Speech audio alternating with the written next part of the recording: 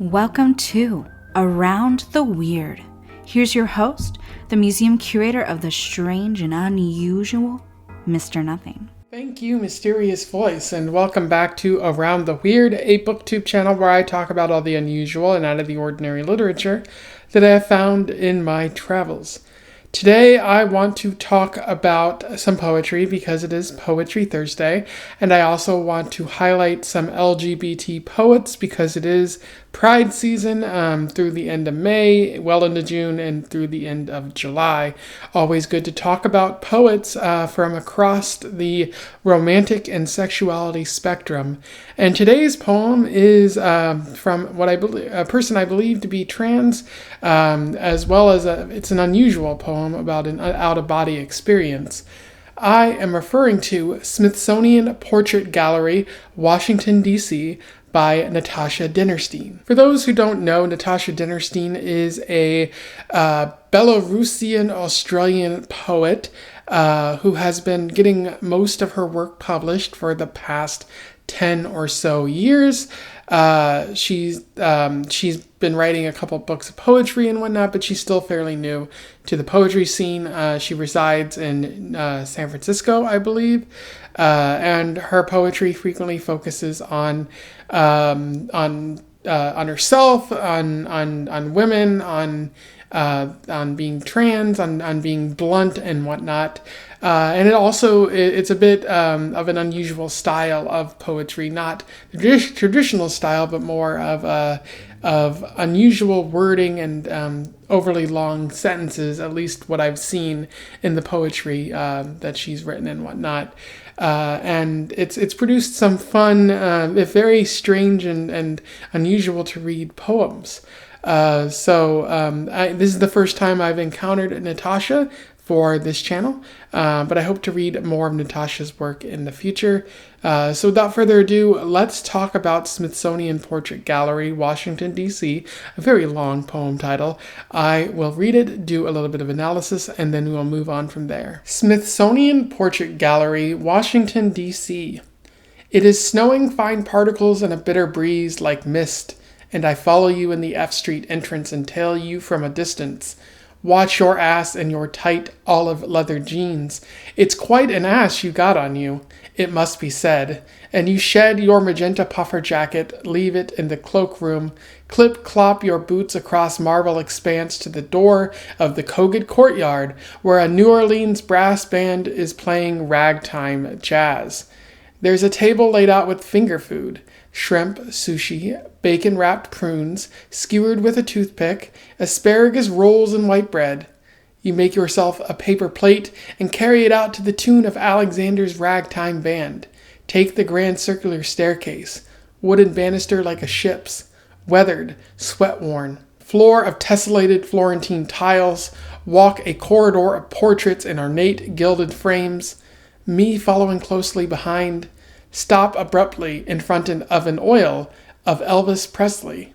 You blur, dematerialize as I approach. I stand behind you, close enough to sniff your perfume. Eau d'Iris by Prada. And I take one step closer into you. There is a pneumatic sucking sound, like a heavy door being closed shut, and I inhabit you. I contemplate the red cowboy shirt of Elvis and pop a bacon-wrapped prune into my mouth. It is delicious. Elvis smiles at me and twinkles his eyes ever so slightly and says, "Howdy, ma'am." And so that was Smithsonian Portrait Gallery, Washington, D.C. In terms of analysis, there is a fair bit to talk about with this poem. In terms of narrative, it is very unusual. It starts out normal enough. The narrator is following a person at a portrait gallery, apparently, in Washington, D.C. They appear to know the person that they're following, and maybe it's a person of interest for them. Maybe they're stalking them. Maybe they're in a relationship. But what's clear is that there's a close relationship between these two people.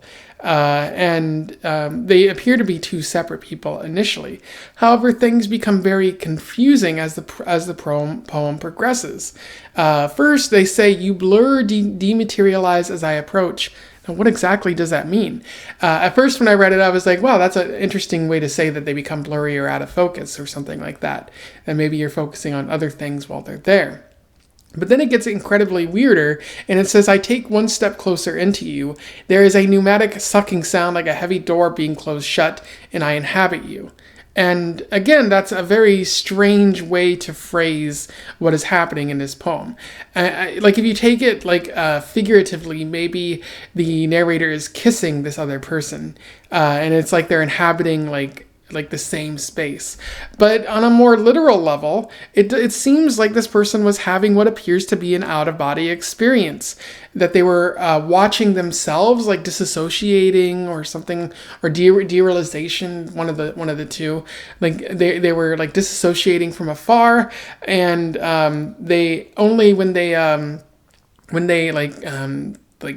stopped having that episode, did they come back into their body and started, being themselves in this portrait gallery.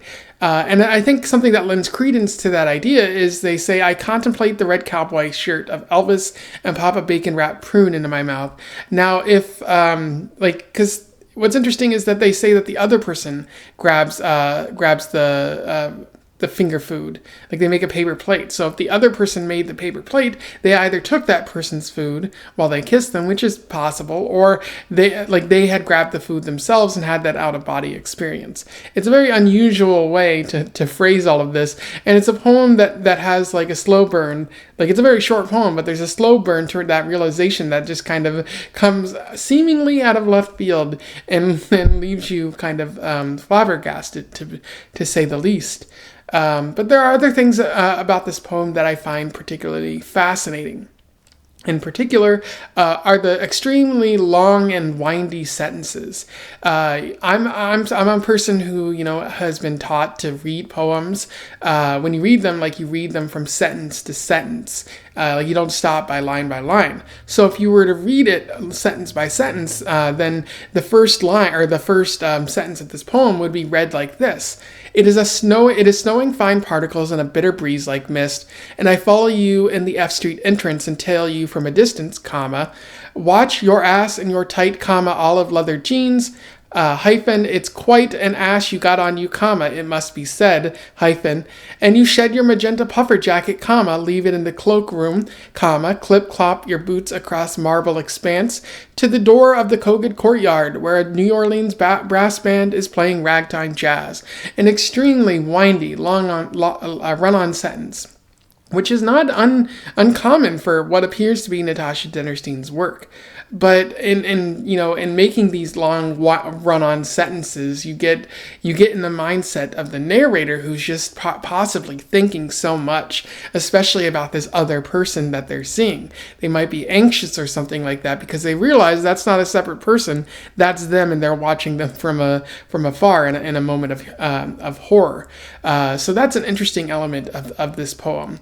And then there's also the descriptions that Natasha uses in this poem, which I think are particularly fascinating. She says, watch your ass in your tight olive leather jeans, or like clip-clop your boots across the marble expanse to the door of the Kogut courtyard where a New Orleans brass band is playing ragtime jazz. Very, very descriptive. And then she says, take the grand circular staircase wooden banister like a ship's, weathered, sweat-worn. And I have to commend Natasha Dennerstein for putting us in that mindset of someone in this poem, for allowing us to be to visualize this in such a grand, kind of extravagant way. She's very exact and specific in her descriptions, and she makes it a lot easier to sort of visualize the poem, something that not a lot of poets really do. So her poetry is very descriptive in that way, and it makes it much more fun to read and much more imaginative too. Anyway, so those are my thoughts on Smithsonian Portrait Gallery, Washington, D.C. by Natasha Dennerstein. A very interesting and quite unusual poem that might be, a good example of derealization or an out-of-body experience. But I'm not 100% sure, as there could be multiple meanings to what is happening in the poem. And I gotta say, I like how Dinnerstein leaves it open to interpretation there. If you have anything to say about this double meaning in the poem, or if you read Natasha Dennerstein before, let's have a conversation in the comments below. Otherwise, don't forget to like, share, or subscribe so that more people can find out about Poetry Thursday, or this poet, or this author if they do not already know. And until then, I wish you the best of luck in your weird and out-of-body travels. Farewell.